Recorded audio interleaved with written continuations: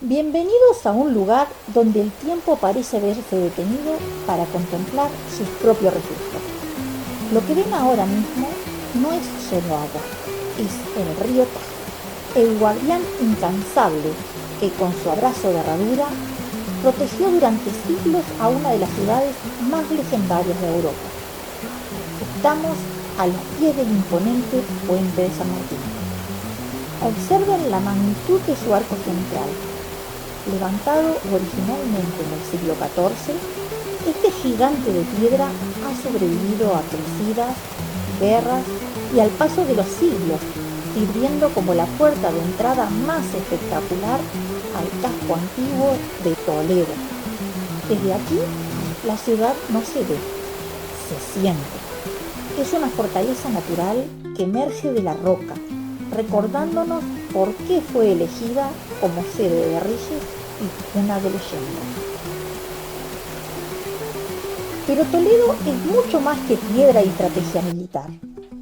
Si afinan la mirada hacia esas siluetas que se recortan contra el cielo, verán el testimonio vivo de la convivencia. Esta es la ciudad de las tres culturas. Aquí, durante siglos, el rezo de las sinagogas, el eco de las mezquitas y el tañido de las campanas de las iglesias se fundieron en un solo sonido. Cristianos, musulmanes y judíos no solo compartieron estas calles estrechas y laberínticas que ven al fondo, compartieron el conocimiento. Fue aquí donde la escuela de traductores rescató el saber de la antigüedad para iluminar a toda Europa. Caminar por Toledo es tropezar con un capitel árabe, una estrella de David grabada en la piedra y un arco gótico en la misma manzana.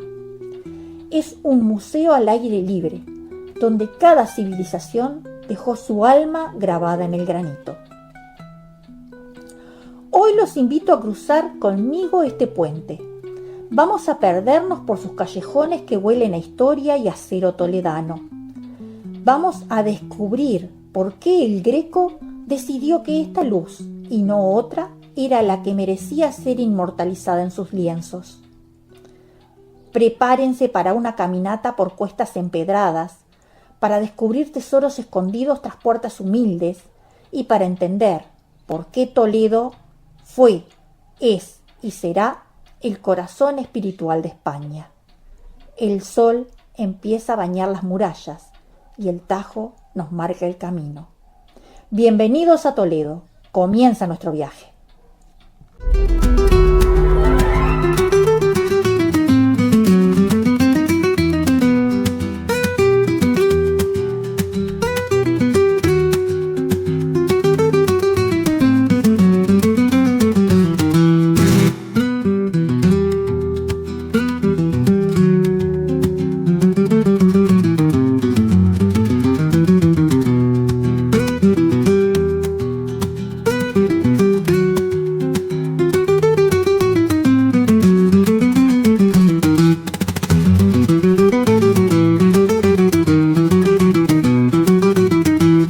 Antes de entrar al casco antiguo, visitamos una fábrica, herrería y joyería de acero toledano.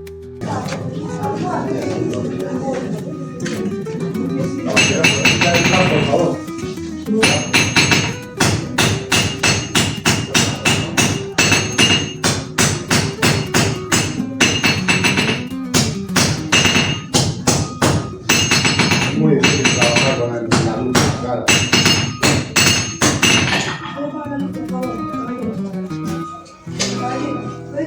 Ya, da igual. Bien, lo primero que se hace es cortar el acero en finas láminas. Una vez cortado, se introduce en el fuego a una temperatura muy elevada. Cuando va aproximándose a unos 1000 grados de temperatura, la pieza al rojo vivo se le da la forma deseada en el yuki con el martillo como lo han visto anteriormente. Esto se hace a base de golpes repetitivos y rápidos para que el acero no pierda sus propiedades de carbono. A continuación, la pieza pasa a ser tratada en una composición especial que permite que esa misma pieza que están viendo ustedes, cuando la manipulan y se queda completamente rígida, pasa a ser flexible, es decir, se queda completamente flexible después del tratamiento. El tratamiento contiene aceites, incluidos de oliva y agua. Van a ver cómo se queda completamente flexible para luego sumergirla de nuevo en esa misma composición, dejarla enfriar y que adquiera dureza. Por último, la decoración se realiza con barnices de colores y aceites especiales.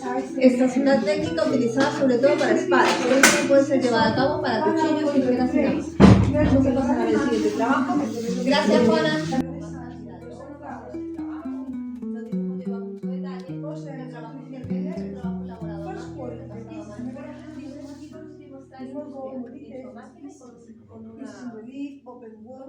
Pequeño baño de oro. Vamos a ver ahora el trabajo final, que le voy a pedir un minutito más para que nos salga de la sala, y luego ustedes tienen tiempo libre para que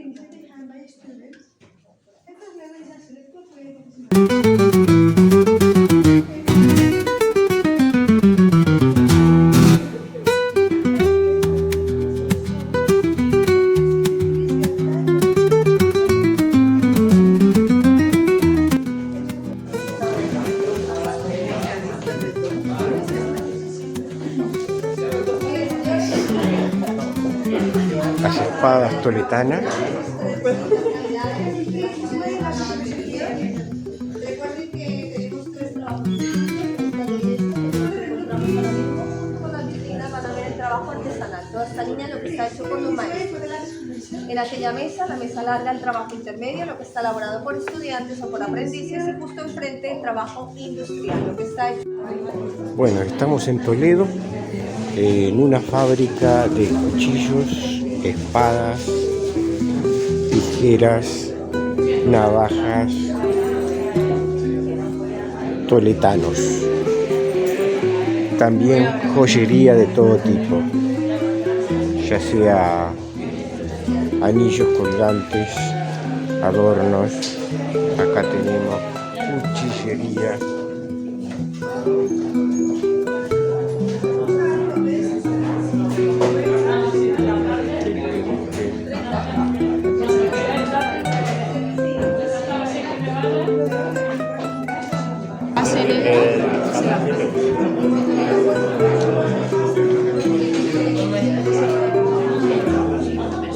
Y acá las espadas de todo tipo.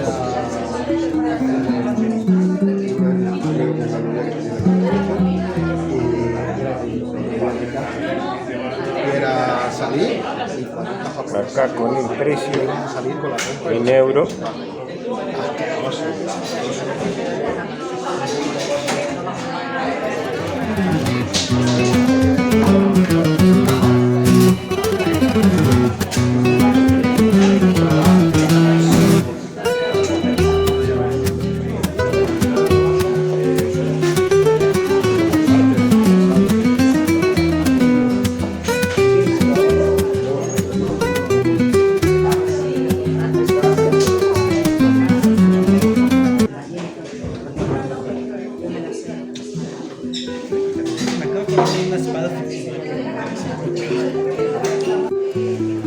Bueno, y acá tenemos a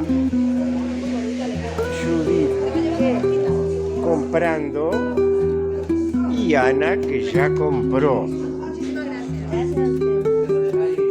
Joyas Toledo. ¿Y por qué? Quiero que entendáis que no solamente ha habido un rey tras de otro por descendencia, mi hijo el rey, mi propio hijo, mi nieto el próximo rey. No, a veces ha habido conflictos entre los propios reyes. Y aquí tenemos que entender que este puente que vemos detrás de mí fue quemado en 1390 por el rey Pedro para acabar con su hermano, para acabar con el dominio del rey Enrique. Por lo tanto, hubo que reconstruir el puente. ¿Cómo se reconstruyó? Si estamos hablando del siglo XIV. Siglo XIV, tenemos un estilo ya cambiante desde ese románico hacia el gótico. Aquí estamos hablando de pleno gótico. ¿Dónde lo vais a ver? Si observáis más. Por aquí que estamos viendo, parece una torre medieval, parece una fortaleza, un fortín. Es cierto que en la parte de arriba hay ladrillo. ¿Por qué ladrillo? Si aquí tenemos piedras, en la Edad Media se trabajaba con la piedra. Ya, pero tenemos un río, ¿no? Y el río tiene limos, tiene arcillas, tiene evidentemente tierra. Esa tierra se ha utilizado muchísimo. ¿Para qué? Para lo que habéis visto, el ladrillo, que es principalmente la construcción básica de Toledo y que tiene mucho que ver con el mudéjar. ¿Qué es esto del mudéjar? Bueno, pues tras la expulsión de los musulmanes y judíos, aquí todavía quedó gente que tenía esas religiones y que sabían perfectamente trabajar de manera arquitectónica, albañiles, etcétera, trabajaban a su manera y modo, como por ejemplo el alarife de este puente. Pero para hablar del alarife del puente, mejor vamos a cruzar, vamos al otro lado y empezamos ya a conocer qué hay en el centro. Eso sí, justamente en el centro, ahora no se ve bien, pero justamente en el centro, no sé si estáis viendo por aquí un pequeño balconcito y un poquito más allá unas salidas de agua. Justo debajo de la salida de agua central hay una pieza ahí de color negro, no sé si la estáis viendo, una piedrecita de color negro justamente en el centro, un poquito más acá del arco. Y cuando ya llegamos al arco, a la parte central del arco, una pieza de color blanco. Sí. Ahora os cuento esa historia, pero vamos de momento a cruzar. Vamos para el otro lado. No sé, decíamos hermana, arcos de herradura, arcos de media vuelta, arcos de medio punto. Estamos hablando de la influencia de diferentes religiones, de diferentes constructores de la propia ciudad. Estáis viendo, estamos hablando de un puente, como os decía, del siglo XIV. Así que también disfrutad de esa Edad Media que no tenéis en muchos de vuestros lugares de procedencia. Al fin y al cabo, por suerte o por desgracia, aquella conquista trajo estos elementos también a América, catedrales, universidades y demás, pero quiero que entendáis que todo empezó aquí, que básicamente mucha de vuestra cultura proviene de la ciudad de Toledo, de la ciudad de Segovia, de aquí en Toledo, donde, como os decía, es el centro neurálgico de Isabel la Católica, de Felipe II, de Carlos V, que a todos evidentemente os sonará por la propia historia de nuestra tierra y de la nuestra. Una cosa curiosa, que tiene que ver, a la izquierda, para cruzar precisamente el río Tajo. Hoy no sé si será el mejor momento. De hecho, yo cuando paso por allá adelante, no sé si yo he visto a las chicas con el casco y las veo, ya están preparadas para subir a la típica, y cuando paso, yo oigo a los trabajadores de ahí, bueno, tiene usted que firmar un permiso en caso de muerte, no sé qué. Entonces ya se me quitan las ganas de subir a la tirolina y paso por aquí muchas veces y nunca subí a la misma.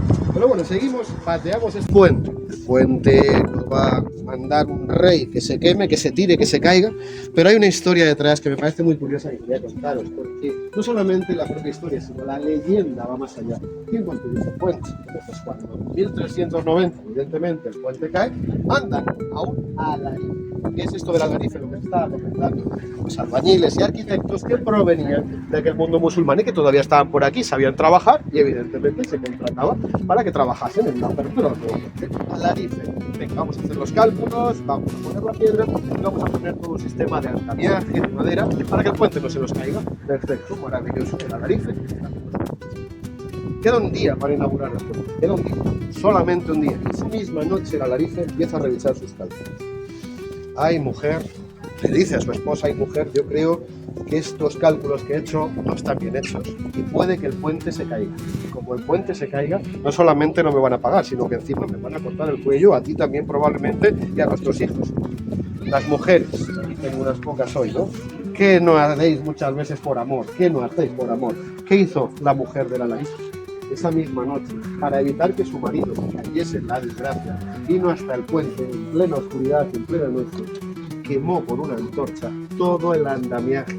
Al quemar todo el andamiaje, evidentemente, toda esa madera salió haciendo un gran incendio. ¿Pero qué provocó ese incendio? Que también la piedra, evidentemente, con la acción del fuego, se empezaron a separarse unas piedras de otras y el arco, el que tenemos justamente debajo de nuestros pies, cayó a plomo. El alarife tuvo que empezar de nuevo a hacer su puente y, evidentemente, la mujer había salvado la vida del alarife porque si el día que se hubiese inaugurado aquí se hubiesen caído todos, evidentemente le hubiesen cortado el cuello a él, a ella y a su descendencia. Así que ya lo veis, gracias a una mujer, evidentemente este puente está aquí. ¿Qué pasó? Que justamente os decía que debajo, ahí no se ve bien, pero lo que estaba pegado, esa plaquita negra y esa plaquita blanca, toda la vida en Toledo se ha comentado que esa plaquita es la efigie, la escena de una mujer, precisamente la mujer del alarife. Claro, pero las últimas investigaciones, ya lo siento, han visto que esa plaquita que hay ahí no hay ninguna mujer. Primero lo vieron con teleobjetivo desde lejos y luego ya los arquitectos limpiando el puente se dieron cuenta que la efigie que había era la del obispo Pedro de Tenor, que que fue el que pagó el puente. Así que ya lo veis, tiene su parte de leyenda y su parte de realidad, pero desde luego con aquel puente levantado por un obispo o por la mujer de Alarife, entramos ya a Toledo. Vamos a ver San Juan de los Reyes, que los reyes comenzaron la ciudad. Entramos a Toledo por la puerta y es el escudo de Toledo, la águila bicéfala. Por capitulación. Toledo jamás.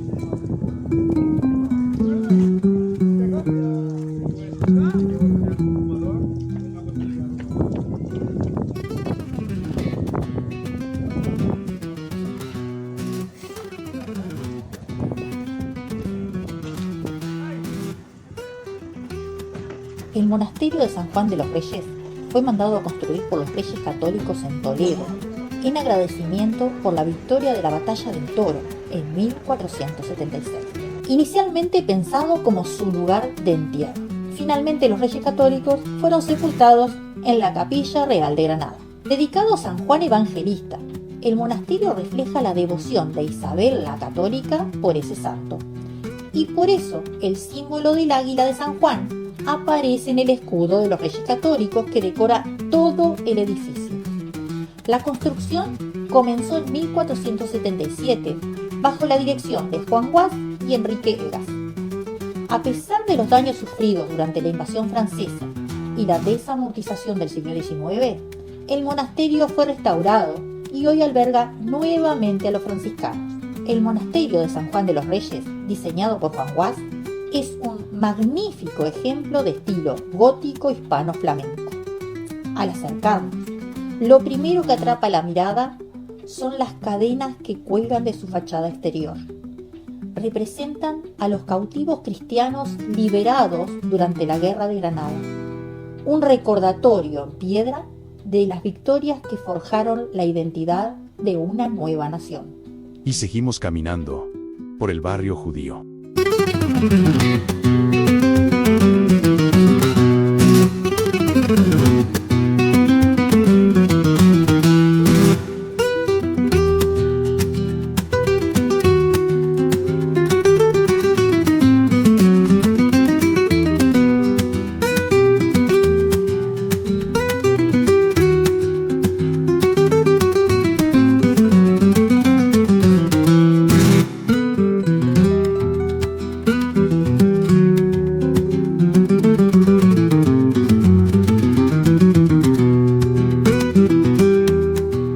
Sinagogas en nuestro país, no lo sé, pero en España no quedan muchas. Eso sí, aquí en Toledo todavía tenemos dos sinagogas. La que estás viendo por aquí, la sinagoga de Santa María la Blanca, y un poquito más atrás, la sinagoga del Tránsito. Son especímenes un poco extraños, no es lo más normal encontrar una sinagoga, pero es que el rey Alfonso X el Sabio, que me estaba comentando en el autobús, es un rey que evidentemente el nombre del sabio será por algo, intenta aunar estas culturas y hace aquí una escuela, la escuela de traductores. Textos latinos, textos griegos, textos árabes, textos en hebreo, todo Dios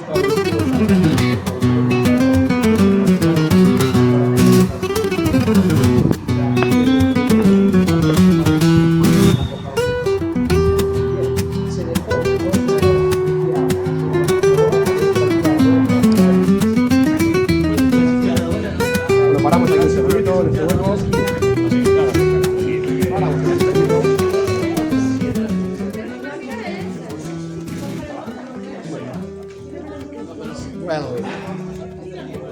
Paramos un poquito. Bueno, amigos mexicanos, yo os decía que en Puebla, ¿no? En Puebla tenéis la talavera famosa, ¿no? Bueno, pues la talavera famosa es la cerámica. Y básicamente, si os fijáis en aquella placa, esa placa que está ahí, os habla de que aquí se fundó un convento de Santa Teresa de Jesús, que a todos os sonará, la Orden de los Carmelitas Descalzos. Bueno, pues básicamente aquí se fundó aquel convento y esta placa está hecha en cerámica de Talavera de la Reina, que es de donde yo provengo. También es patrimonio de la humanidad, que lo vais a poder también encontrar como souvenir, como objeto, además de espadas, de damas de tipo de cerámica.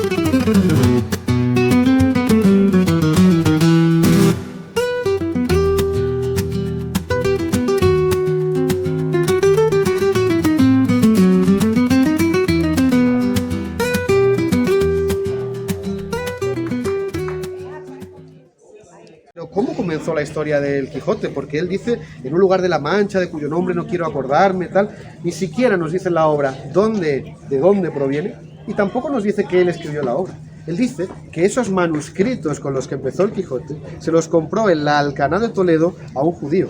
Así que a la zona a la que vamos a ir es donde a lo mejor compró un papiro, compró algún libreto en el cual se inspiró para la vida del Quijote. ¿Escribió en el Quijote? Yo creo que sí, pero no sabemos de dónde vienen los orígenes. Vamos a seguir, que nos vamos ya directamente. Ya suenan las campanas, ¿no? Ya estamos en el barrio cristiano, ¿no?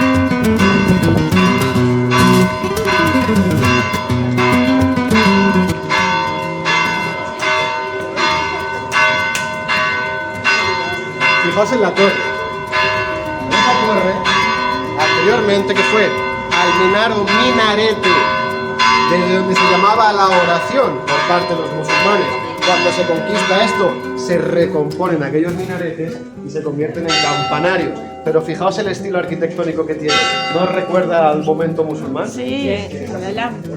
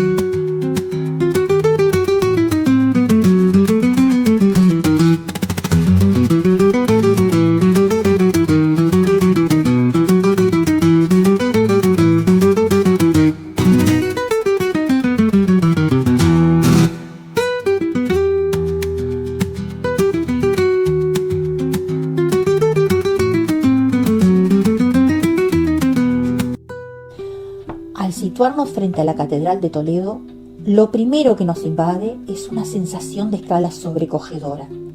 No estamos solo ante una iglesia, sino ante el monumento que definió el poder de un imperio.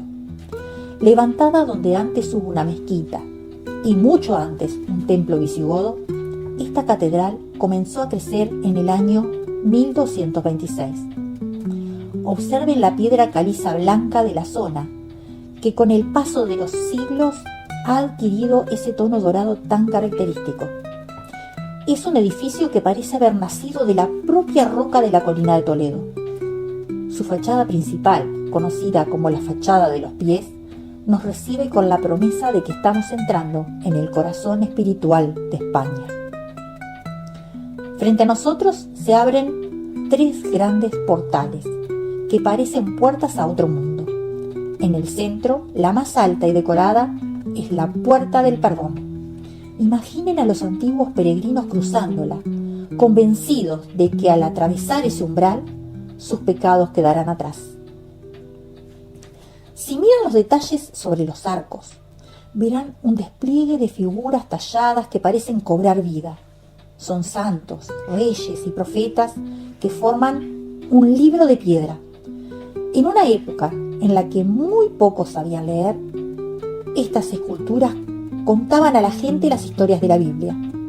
Es un trabajo de filigrana, tan fino que a veces cuesta creer que sea de piedra y no encaje.